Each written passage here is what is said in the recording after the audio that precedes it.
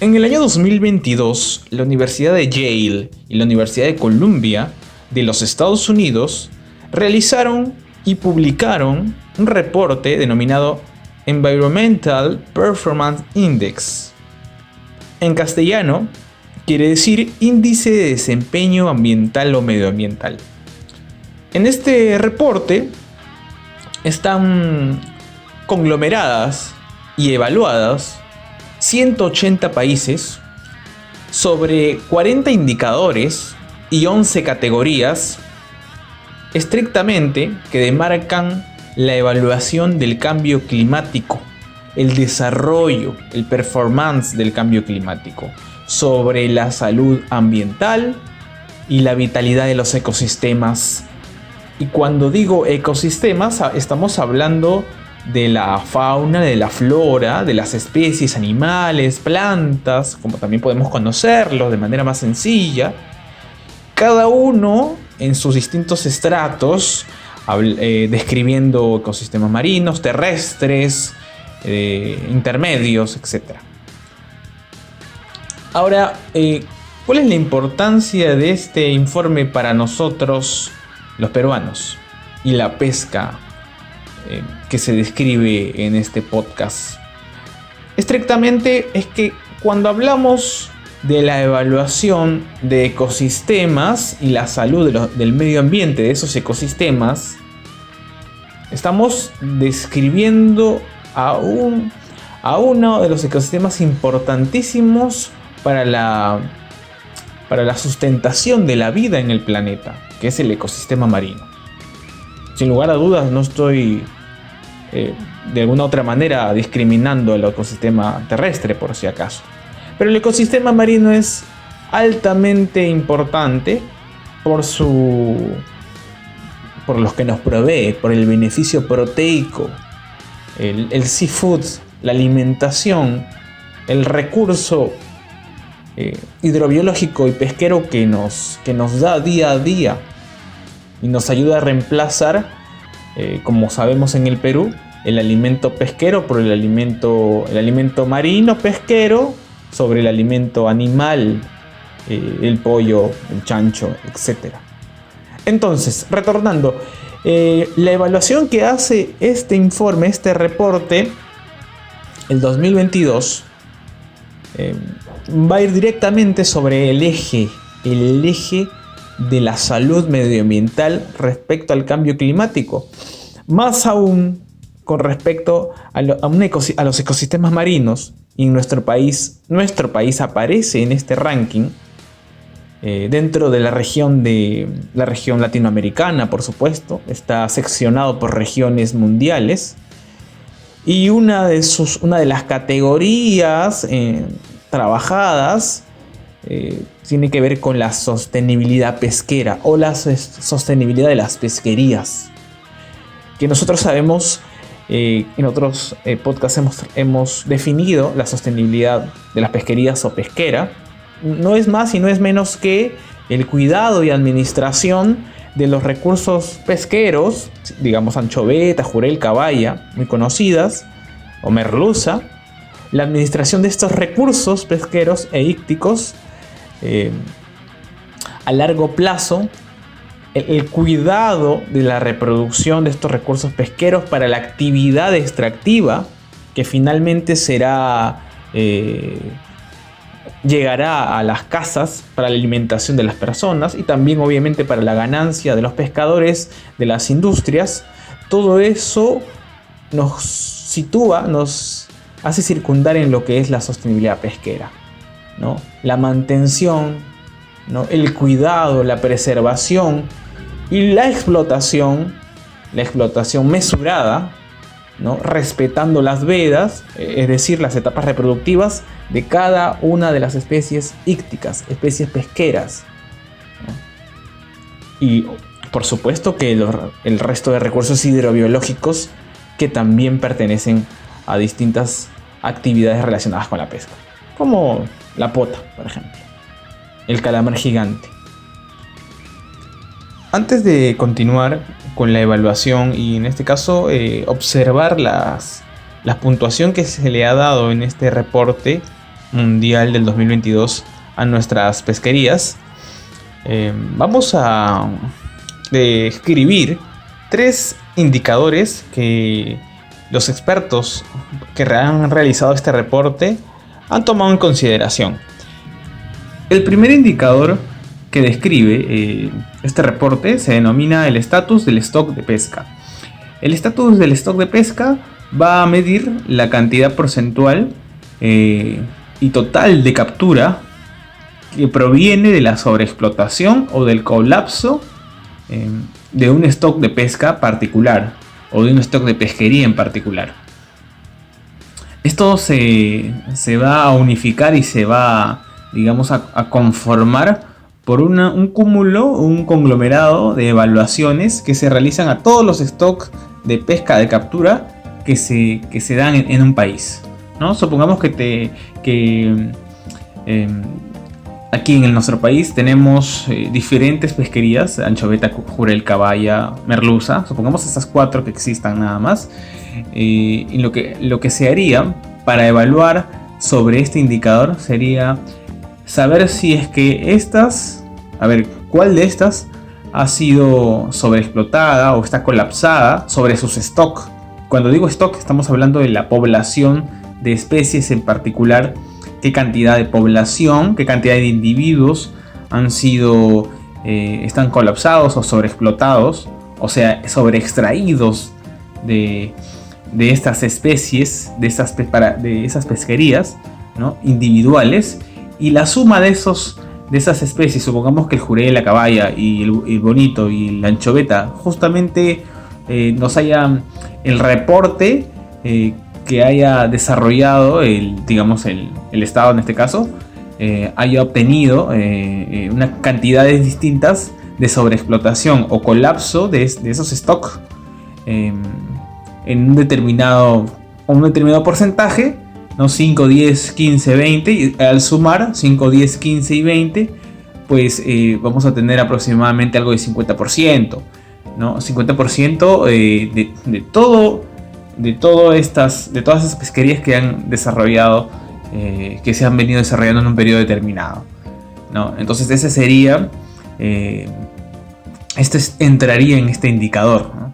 Entraría en este indicador y tendríamos un porcentaje. Ahora bien, sabemos que estas pesquerías se van a dar en una zona económica exclusiva, y ese considerando además el que está dentro de este indicador, ¿no? Entonces ese es el primer ítem que a evaluar en este reporte. A evaluar digo porque ya se hizo la evaluación, ya se tomaron las data de cada uno de los países, de los 180 países de donde se ha generado el ranking mundial. Ahora, el segundo indicador nos habla de un indicador trófico marino. Así, de manera muy, muy simple, dice indicador trófico marino. El indicador trófico marino hace alusión a la captura ecológica, sobre la captura ecológica que se ejerce sobre el stock de pesca. A ver, ¿cómo podemos entender esto? Según lo que describe el indicador dentro del capítulo 11 de este reporte, nos dice que este indicador nos va a hacer ver que, como la red trófica de alimentación, cuando digo red trófica de alimentación, estamos hablando de que en esa red trófica de alimentación no solamente existe una especie, sino existen varias especies, ¿no? Entonces, se va a hablar de un total de especies, por supuesto. Ahora, ¿qué nos va a indicar este? Este ítem nos va a indicar que probablemente en esa red trófica de alimentación vamos a tener zonas altas y zonas bajas, ¿no? Estamos hablando de las zonas superficiales y el fondo marino.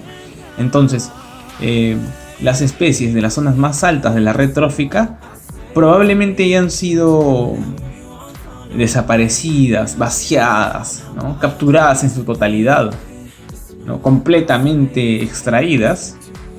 Entonces, el cambio, o mejor dicho, lo esencial de este indicador es que Por consecuencia, lo que vamos a observar es un cambio en cuál va a ser el objetivo real de pesca para este indicador. O mejor dicho, el reporte que se hace bajo este indicador va a estar sumergida en las zonas bajas, en los niveles bajos de pesca. Entonces vamos a obtener, o se va a obtener de este indicador, los porcentajes de pesca derivados de las zonas o niveles bajos tróficos. En el fondo marino, supongamos, podemos hacer aquí una descripción sobre ello, ¿no? El fondo marino o mejor dicho, la zona baja de la red trófica de pesca. En este tercer ítem tenemos a la captura de pesca a través de dos mecanismos, uno el de arrastre y el otro se denomina el dragado. Estos dos tipos de mecanismos van a ser medidos a través de la pesca capturada mediante el arrastre de fondo, el cual utiliza una red de pesca y lo que hace es de manera indiscriminada arrasar justamente con todo lo que hay en el fondo marino. Mediante el dragado, ese mecanismo también es un mecanismo que genera arrastre a través de una draga, por el que a través del sedimento del fondo marino se supone que se recolectarían especies que habitan en ese fondo marino. Sin embargo, estos dos tipos de mecanismos de pesca, que lo voy a entrecomillar, lo que van a hacer es herir susceptiblemente, drásticamente, a las especies en las distintas etapas reproductivas. Es decir, si yo utilizo o se siguen utilizando en el Perú, porque lo siguen haciendo, estos dos mecanismos, el dragado y el arrastre de fondo, lo que se hace es arrasar con todas las especies que se encuentran en las zonas que se están colocando estos dos, por decir de otra manera, artes de pesca, que no son ningún tipo de artes de pesca ni mecanismos pues saludables o ecosaludables o amables con los ecosistemas marinos de fondo. Entonces por eso son prohibidos en nuestro país y a nivel mundial, y son los que hacen más daño, y por tanto es que se ha considerado como un tercer indicador dentro de este reporte del 2022 para ver cuál es la salud de y sostenibilidad de las pesquerías a nivel mundial. Muy bien, estos serían los tres indicadores que se consideran importantes para observar estas dos características de las pesquerías saludables y sostenibles dentro de los ecosistemas marinos del mundo. Si nos vamos a la tabla 11.1 del informe EPI 2022, vamos a encontrar un ranking de los 180 países donde el Perú se posiciona en el puesto 11º con un puntaje o score de 45.2. ¿Esto qué nos indica? El mismo informe describe de manera muy sucinta qué podría indicarnos, nos describe qué es lo que podría estar pasando porque el Perú se encuentra en esa ubicación. Pero quiero hacer a colación, antes de referirme también al mismo informe que hace esta descripción, a una entrevista de uno de los coautores, investigadores, pertenecientes a la universidad y afiliado a la Universidad de Yale. Básicamente está afiliado al Centro de Políticas y Leyes Medioambientales de la Universidad de Yale, que es el señor Zachary Wendling. Zachary Wendling, coautor, como les decía, de este trabajo importante, destaca a nuestro país como un referente mundial de gestión sobre los recursos marinos. Él dice explícitamente en una de las entrevistas para Gestión, el diario Gestión, y además también para El Comercio, que los resultados de esta gestión excelente, excepcional, como lo dice, radica en la regulación, dice, en la regulación vigente que se impulsa gracias al uso, a la utilización y el uso de data y evidencia científica sobre la salud de los recursos como factor determinante para conocer y determinar el accionar sobre el recurso. Además, dice, esto ha permitido un crecimiento exponencial no solo de la pesca industrial, como la que también de la que estaba basada o la que está, digamos, en línea y trabajada en función de un recurso monoextractivo, lo conocemos como la anchoveta. Esto es lo que él describe.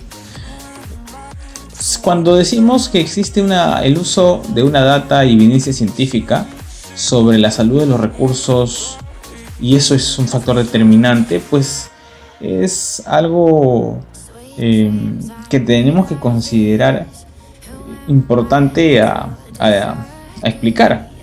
Si tenemos, por ejemplo, una anchoveta, una cantidad determinada de anchoveta en toneladas métricas, ¿okay? Para la pesca, digamos, del 2025, a puertas, por ejemplo, de 2025, supongamos que este año que estamos ahora, 2024, terminó. Entonces, toda la data recopilada de las temporadas anteriores de pesca, pero principalmente del recurso, de su proceso biológico reproductivo, ¿no? Sus etapas de maduración, toda esa data que se va, digamos, que van recabando los biólogos marinos, los ingenieros pesqueros, entre otros profesionales del ámbito e industrias que están involucradas en el sector privado, pues se va sacando estadísticas de cómo es la dinámica de población de nuestra especie en curso, de nuestra especie importante extractiva, comercial y extractiva. Entonces toda esa información nos va a dar ciertas referencias y sacaremos conclusiones para saber en qué momento debemos pescar a la anchoveta sin dañar su sostenibilidad, es decir, su vida, la prolongación de su existencia, saber cuándo pescarlo y saber en qué tamaño, cuál es la etapa de madurez para, digamos, obtenerla del mar. Sabemos que la talla mínima de la anchoveta para pescar está a 12 centímetros, ¿no? Y eso es indudable, no podemos salirnos de ello. Entonces, todo eso es un trabajo desarrollado por el sector público y privado, y eso es data científica, que sustentada por evidencia científica, ¿no? Data científica que es sustentada por evidencia científica. Ello nos va a dejar abierta la toma de decisiones, ¿no? Para cuidar a nuestra especie y explotarla, ¿no? de manera mesurada, ¿no? Y no sobreexplotarla o sobrepescarla como en las temporadas, en los años 70, ¿no?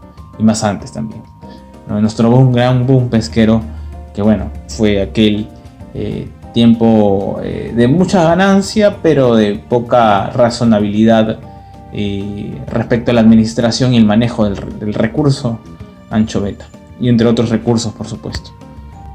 Una de las cuestiones que menciona también este investigador es que nos dice, ¿no? Textualmente: el mundo en general y sobre todo las economías líderes están atrasadas en cuanto a sus estrategias para evitar la sobrepesca y proteger adecuadamente la fauna marina. Aquí es donde recalca, ¿no? Que el Perú es un caso excepcional, etcétera, todo lo que les comenté. Y es notable su gestión, etcétera.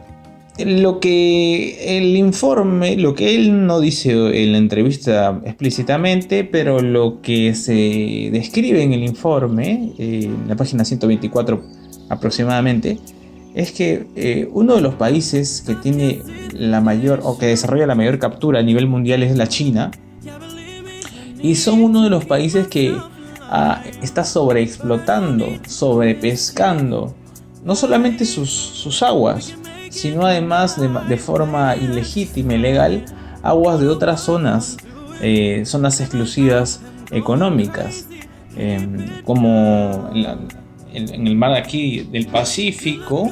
Hemos tenido eventualidades bastante reprochables contra nuestras autoridades políticas por no hacer frente a la pesca ilegal proveniente de la China, extrayendo pota, entre otros recursos. Y no solamente la China, pero estoy colocando a uno de los más grandes, a una de las grandes potencias asiáticas y a nivel mundial, que está preponderando y prepondera por su actividad comercial y su desarrollo económico mundial. Entonces eso es algo no inaudito, pero es algo ya que se ha normalizado para esos grandes países en desarrollo potencial de sobrepasar en este caso a los Estados Unidos con respecto a las economías que vienen teniendo disputas, ¿no? Hoy en día a nivel geopolítico, como conocemos, ¿no? Ahora, el Perú está también, según este informe, dentro de los 6 países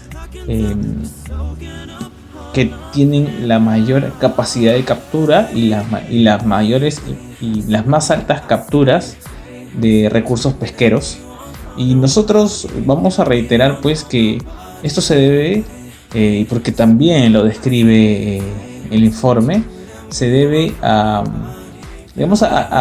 que tenemos un stock de anchoveta muy importante, y nuestras pesquerías no son tan pluri o multidiversas. Tenemos una diversidad de otras especies marinas, pero en el ámbito íctico pues no existe ello como tal. Por tanto, la cantidad, gracias a la naturaleza, gracias a la corriente de Humboldt, a la zona geográfica submarina en la que se encuentra nuestro zócalo continental, y ello imbuido por, como les decía, las aguas frías de la corriente de Humboldt, el anticiclón del sur. Todo eso genera un afloramiento importante, interesante, que nos va a proveer de una gran cantidad de stock en anchoveta, en biomasa de anchoveta. Y por supuesto, este pez va a ser la alimentación, uno de los grandes eslabones de la cadena trófica de alimentación para el resto de especies que sí tenemos. Entonces, ¿cómo se condice que la China pueda pescar fuera de los espacios propios, originales de su territorio de zona exclusiva, que justamente están sobreexplotados por las embarcaciones legales chinas? Por sus propias embarcaciones, sus propias zonas exclusivas de pesca están sobreexplotadas. ¿Qué sucede con las zonas que hemos mencionado?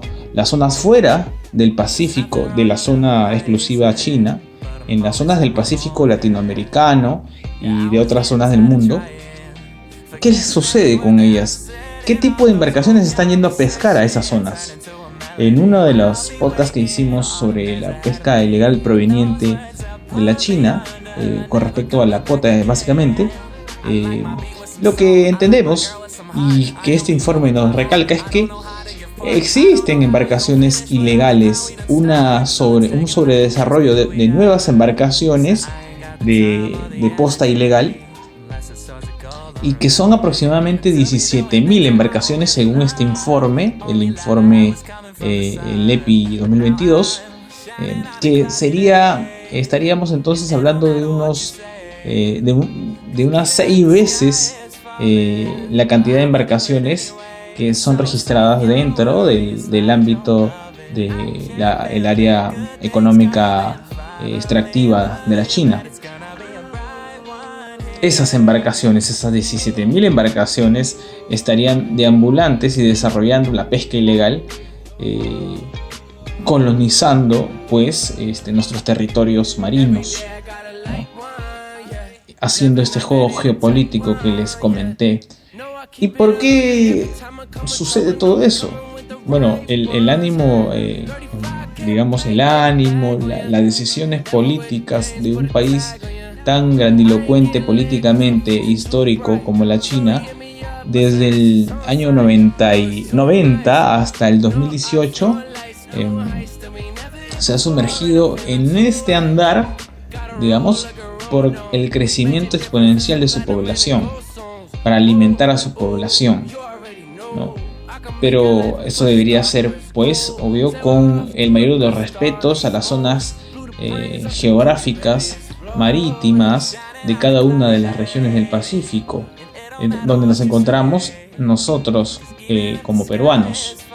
Y eso no se está dando. La China produce el 35%, 35% de la captura global.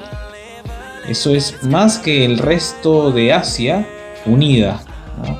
El 35%, según la FAO, del año 2020 nos indica ello. Dentro de los 6 países que realizan la mayor cantidad de capturas está nuestro país, pero nosotros somos el 7%, solo el 7%. La China, el Perú, Indonesia, Estados Unidos, Rusia, Vietnam, la India, nosotros estamos dentro del conglomerado del 50% de la captura mundial, pero China el 35%. Nosotros tenemos un 7% aproximadamente. Entonces, ahora, ¿qué otros países se ven también involucrados con esto, según el informe? O sea, con el daño a las...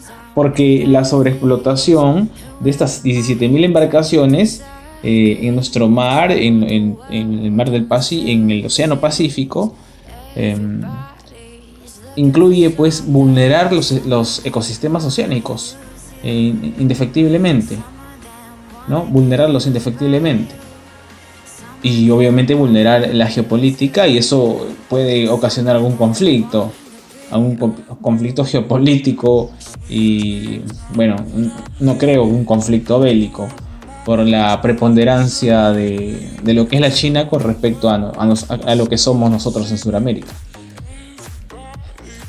Ahora, por otro lado tenemos a Vietnam, es que especialmente es un país también que se encuentra, como describimos, dentro de los 6 que realizan la mayor cantidad de capturas, y ellos utilizan un mecanismo que está dentro de los indicadores en este informe, los indicadores que evalúa este informe, que viene a ser la captura a través del dragado y del arrastre de cerco, ¿no? Esto hace que, por supuesto, desde el año 95 se ha tomado data hasta el año 2018, ha disminuido, que Vietnam también ha llevado a cabo políticas para la disminución de estos mecanismos indiscriminados e ilegales y, digamos, lacerantes sobre los ecosistemas marinos y los recursos hidrobiológicos y pesqueros que se encuentran sobre una cadena trófica, digamos, dinámica. Entonces Vietnam también es un país a evaluar importante del ámbito pesquero, ¿no? A nivel mundial. Retornando a nosotros como pesquería, el informe también que recalca a Vietnam como un gran país en mejoras durante casi, hablemos, poco más de 20 años, 22 años. Nuestro país en los últimos 15 o 20 años también ha jugado, como habíamos descrito anteriormente, un rol de mejora sobre la explotación de sus recursos, ¿no? Que hacen más sustentable y sostenible las pesquerías, en este caso particular la anchoveta. Lo que nos dice el reporte es que nosotros habríamos aplicado una suerte de mezcla de políticas mezcladas, de regulaciones mixtas, ¿no? De explotación racional, los cuales aportan directamente a la sociedad, porque si tenemos un buen manejo del recurso pesquero para su explotación en sus tiempos determinados, respetando las vedas y los tamaños y la madurez de la especie en particular. Podemos tener en las casas, tendríamos que las casas peruanas tendrían que tener al recurso anchoveta en sus mesas con naturalidad y sin miedo a equivocarme, pues nutridas, ¿no? La seguridad alimentaria estaría, digamos, asegurada, aunque esto suene un poco raro decir seguridad alimentaria estaría asegurada. Sí, claro, tendríamos una seguridad alimentaria eficiente, ¿no? O deberíamos tenerlo. Si es que estamos, según el reporte del EPI 2022, si es que estamos ejecutando ese tipo racional de explotación a través de nuestra administración pública, en compartimentalización con el trabajo del sector privado, de la Sociedad Nacional de Pesquería, estaríamos entonces teniendo toda la capacidad para que la seguridad alimentaria de la población peruana sea completamente eficiente y llegase ese alimento proteico a las madres de familia, gestantes, a los niños, etc.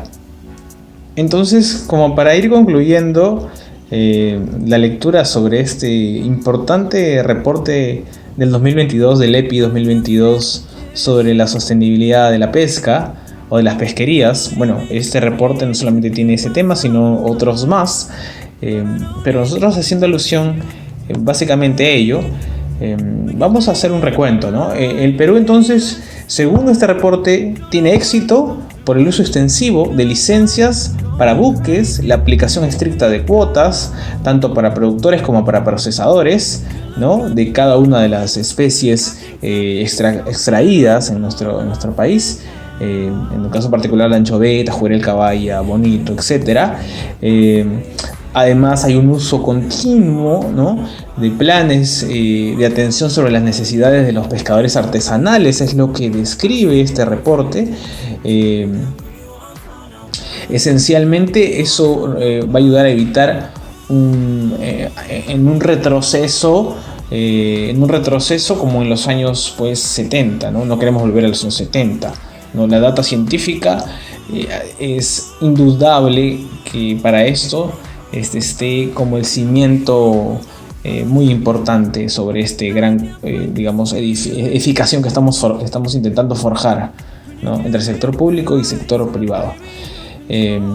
Por lo tanto, cada vez las artes de pescas ilegales pues tienen que ir siendo expelidas, ¿no?, retiradas. Ya sabemos el dragado, el mecanismo de dragado, el mecanismo de arrastre de cerco, por supuesto.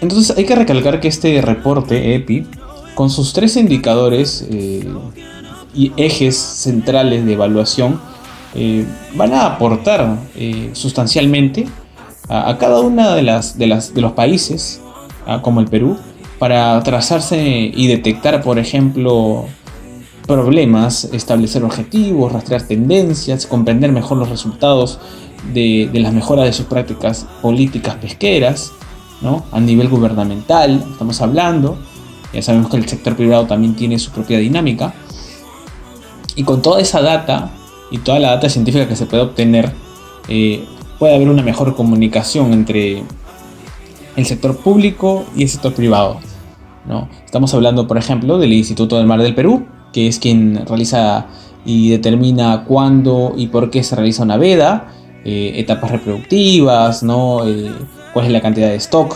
probable, estadísticamente probable, y el sector privado, que también tiene sus propias embarcaciones, en este caso vikingas, a desarrollar, a desplegar de forma industrial, ¿no?, que también es un aporte sustancial y sustantivo. Ahora, cumplir también con los objetivos trazados por las organizaciones internacionales, ¿no?, como por ejemplo la ONU o la FAO, es importante, ¿no?, porque esto nos va a generar tal vez un retorno en inversiones de mejoras medioambientales, por supuesto, ¿no? sobre nuestros recursos pesqueros e hidrobiológicos y la cadena trófica en la que están inmiscuidos. Pero entendamos una cosa, ¿no? Nosotros estamos en una posición, en un ranking, con ciertas características que describe el reporte de la EPI 2022. Sin embargo, hay cuestiones adyacentes a ellas, ¿no? Adyacentes pero no menos importantes, como la pesca ilegal. La pesca ilegal obvia que se genera y se lleva a cabo en el Perú. Esta pesca ilegal es parte de la informalidad laboral. Mejor dicho, se da como resultado de la informalidad laboral. Y la informalidad laboral en el sector pesquero está aproximadamente en un 81.1%, según en el cuarto se pudo datar, se pudo recopilar en el cuarto trimestre del año 2022. Según las cifras de la institución ENAJO, ¿no? Que es una institución que desarrolla la recopilación e información de esta data de informalidad. Ese es un problema sustancial que radica y que cae en la pesca. En la pesca, lamentablemente la pesca artesanal. Y como problema, esto nos va a llevar y va a ejecutar y va a generar una evasión legal, un incumplimiento de regulaciones, ¿no? De las regulaciones y manejo pesqueros, y por supuesto de prácticas inadecuadas, que son lo que no queremos, las que queremos disminuir, las prácticas inadecuadas como las que se mencionan en los 3 indicadores del reporte internacional de la EPI 2022, como el dragado y el asunto de la utilización del método de arrastre, ¿no? Del cerco y arrastre. ¿Dentro de dónde? Dentro de las zonas económicamente exclusivas. ¿Y cuál es la otra pata coja que también tenemos? Si la informalidad laboral en el sector pesquero genera todos esos tipos de incumplimientos, evasiones legales, prácticas inadecuadas, entendamos que también vamos a observar y tenemos, no vamos a observar, sino que hemos tenido hasta el año 2020, hasta el año pasado, en 2023, una ley de pesca de unos 20 años de existencia, sin ningún tipo, más o menos, sin ningún tipo de modificaciones, sin ningún tipo de actualizaciones. Y a lo que voy es que el año pasado recién se ha actualizado, se ha llevado a cabo la actualización en el Congreso de la República, ¿no? Con las propuestas del Congreso de la República, las propuestas sobre el concepto de las diferentes pesquerías, o mejor dicho, de las distintas flotas pesqueras que ejecutan la extracción de los recursos hidrobiológicos. En el caso muy particular, con nuestro pez de cabecera, como se dice, nuestro pez de bandera, que es la anchoveta. Estoy hablando de la división de lo que viene a ser la pesca tradicional ancestral, que ahora se ha demarcado así como tal, la pesca tradicional ancestral, que va por una línea. Y por otro lado, la clasificación de la flota artesanal y de menor escala. Entonces vamos a tener aquí estas divisiones para poder reconocer cada una de ellas y dar una mejor solvencia y entender, y que estas no se inmiscuyan, pues tengan mayor claridad y mayor enfoque sobre lo que la funcionalidad de estas, ¿no? La funcionalidad, y poder rastrearlas o trazarlas de alguna u otra manera para que no laceren, ya que justamente estas dos clasificaciones, pesca tradicional ancestral y la pesca de flota artesanal y de menor escala, están involucradas con la extracción de peces dentro de las 5 millas, ¿no? Sin excepción alguna, estas están allí, mientras que la pesca de mayor escala, es decir, la flota industrial, ¿no? La flota de la Sociedad Nacional de Pesquería, está imbuida fuera de esas 5 millas, ¿no? Aquí tenemos que considerar que no está permitido, se reitera, y no está permitido ningún arte de pesca que pueda dañar a la megadiversidad de nuestra biomasa marina, de nuestro ecosistema marino. Estoy hablando de el dragado y el mecanismo de cerco de arrastre. Pero ustedes dirán, ¿y cómo es que esto, dónde se refleja? ¿Dónde está la data que refleja que esto es un problema? Que realmente es un problema. Si simplemente bueno, cuando no hay una formalización de otros, es porque probablemente esos otros no tengan la capacidad, no estén capacitados. Como decía, la informalidad laboral en el sector de la pesca está llevada a cabo muchas veces, gran parte por el sector artesanal, ¿no? Y de las tres clasificaciones que acabo de mencionar. Entonces, este sector artesanal necesita ser capacitado. Ha sido muchos de ellos, muchos de los pescadores artesanales que están dentro de la formalización, están trabajando dentro del ámbito formal, formando sindicatos, cooperativas, grupos de trabajo, etcétera, ¿no? Que tienen la capacidad y tienen la habilidad de ello, según la normativa, la Ley General de Pesca. A lo que voy es que no solamente la pesca ilegal, o mejor dicho, la pesca ilegal, la pesca informal, lo que lleva es a no publicar, a no saber qué se está pescando, cuánto se está pescando. Y me dirán también, pero la pesca industrial, los pescadores artesanales me dirán, pero la pesca industrial también realiza ese tipo de actuaciones. Claro. Ha habido casos de grandes empresas, lamentablemente, que no han registrado lo que habían pescado, ¿no? Lo que habían descargado, ni lo que habían, y no se condecía con lo que habían producido. Ha habido casos, ha habido denuncias. Hay denuncias que ellos están pagando punitivamente estos tipos de accionar. Ese tipo de accionar lo están pagando, pues el gobierno está fiscalizando esas faltas, ¿no? Ahora, pero eso no tiene nada que ver eso es una cosa aparte que tiene su historia en otra línea, y en esta línea de tiempo sobre la pesca artesanal, que es la que ha aumentado, no solamente ha aumentado la informalidad, esa informalidad aumenta la cantidad de flotas, la cantidad de embarcaciones pesqueras, ¿no? Han aumentado desde hace más de 10 años la cantidad de flota pesquera de manera descomunal. Digamos unas 5.000, 4.000, tal vez un poco más, de embarcaciones han ido aumentando. Pero esas embarcaciones, ¿dónde se construyen? ¿En astilleros legales? No se construyen en astilleros legales. Se construyen en cocheras, en lugares apartados, que son informales también, ¿no?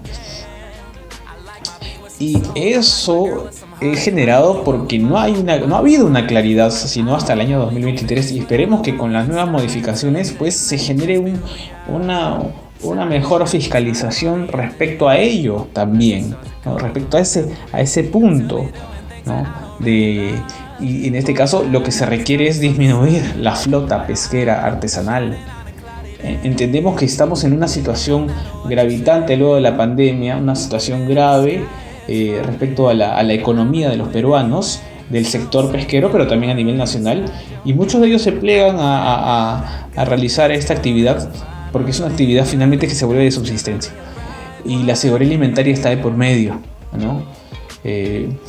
Pero la parte social, económica, es la que el sector público en la actualidad, el gobierno de Dina Boluarte, pues al parecer no le está tomando mucha importancia, ¿no?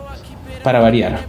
Y recién el Congreso, de manera muy incipiente, el año pasado recién ha llevado a cabo estas modificaciones, está colocando ha dado propuestas para modificar esta ley, y esperemos que sirva de algo, ¿no?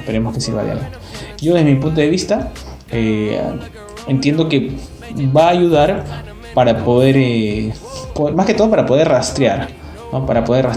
Pero si las decisiones y las autoridades no se comprometen con que funcione estos mecanismos nuevos, ¿no? Estas modificaciones, hay más modificaciones nuevas sobre el aprovechamiento sostenible de los recursos pesqueros, sobre el Registro Nacional de Pescadores Tradicionales Ancestrales y de Registros Nacionales de Pescadores Artesanales.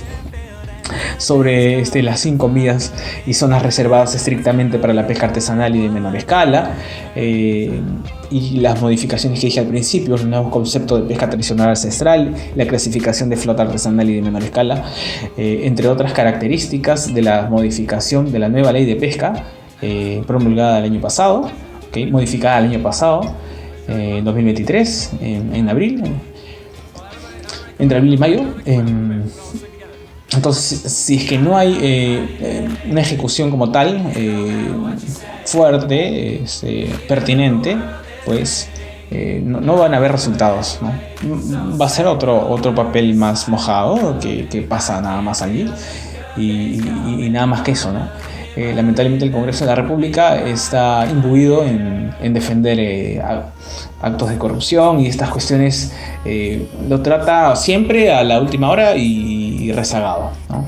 Porque eso es lo que se nota, ¿no? A alguien le interesa el sector pesquero, creo que solamente al sector propiamente pesquero, a los que están imbuidos en el sector pesquero.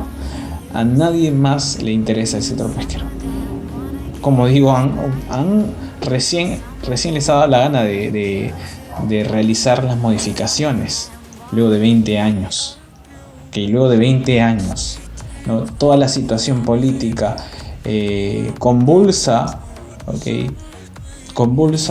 ha hecho que les importe dos pepinos. Lamentablemente vamos contra la corriente, pero podemos remar y podemos mejorar, ¿no? Entendamos también que la sociedad civil, nosotros como la sociedad civil, no solamente estoy hablando de los profesionales, sino en general todas las personas involucradas, interesadas, y el peruano que debería estar interesado, los peruanos que deberíamos estar interesados en cuidar nuestros recursos pesqueros e hidrobiológicos, porque sabemos que nos alimentamos de ellos, y el contenido proteico de ácidos grasos esenciales también es sustancial para nuestro desarrollo. Es sustancial para el desarrollo de cada uno de los seres humanos que van naciendo, que nacen cada año, que nacen cada día en nuestro país. Y se supone que la idea es generar una sostenibilidad, no solamente de la actividad pesquera, sino una sostenibilidad global de las actividades económicas de nuestro país, ¿no? Y para eso necesitamos hombres y mujeres preparados y bien alimentados, ¿no? Y uno de esos alimentos está en el mar. Para contextualizar finalmente, el año pasado, exactamente el 20 de mayo de 2023, se publicó en el Diario Oficial del Peruano la Ley 31749, ley que reconoce la pesca tradicional ancestral, la pesca tradicional artesanal e impulsa su preservación dentro de las 5 millas marítimas peruanas. No, justamente esto fue lo que describimos hace unos momentos, ¿no? No al detalle, pero sí a rasgos generales, ¿no? Y con otras modificaciones que trae a colación esta modificación de la Ley General de Pesca, que por decirlo menos está muy anticuada y muy desfasada.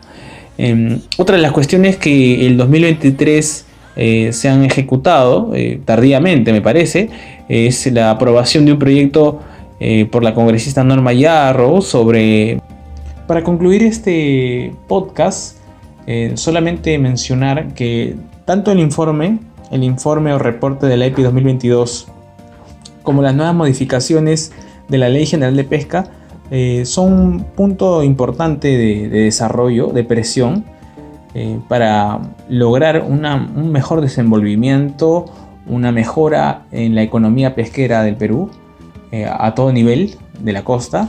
Y esto va encaminado por supuesto con los proyectos de ley que van a compartimentalizar, como el de la congresista que mencionamos hace un momento, de frenar la construcción ilegal de embarcaciones pesqueras, esto que va de la mano de la informalidad, por supuesto, ¿no? La disminución de la flota informal, ¿no? Que hace presión a los ecosistemas marinos. Entonces, todo este conglomerado, esta articulación, le buscamos un sentido de actualización que mejore social, económicamente y socialmente a los peruanos involucrados en la pesca, a los pescadores artesanales, al sector industrial. Y ya que tenemos 3 subdivisiones con la nueva modificación de la Ley General de Pesca, estos tres subdivisiones, como mencioné, la pesca tradicional ancestral, la pesca artesanal y la pesca de menor escala, pues podrá fiscalizarse mucho mejor y poder recabar data real sobre lo que no se declara, ¿no? Y se podrán hacer mejores o nuevas modificaciones y apuntalar a mejores acciones logísticas para que la sostenibilidad de todas las pesquerías, sean eficientes y sean un punto de partida para el desarrollo de nuestro país. Y realmente para hablar en serio de lo que sería un país en vías de desarrollo, un país que genera desarrollo, un país que puede en un momento ser una potencia mundial y no como algún otro político babas tibias que indica que un país va a ser cuando se asuma tal puesto, pues llegará a ser potencia mundial, y creo que sabemos que eso no se da de un día para otro, ¿no? Esto es un proceso largo y una confrontación con los entes perversos y malhadados que existen en nuestro país, lamentablemente, ¿no? Y ya lo hemos mencionado, creo, en gran parte en esta última parte del podcast. Con eso me despido.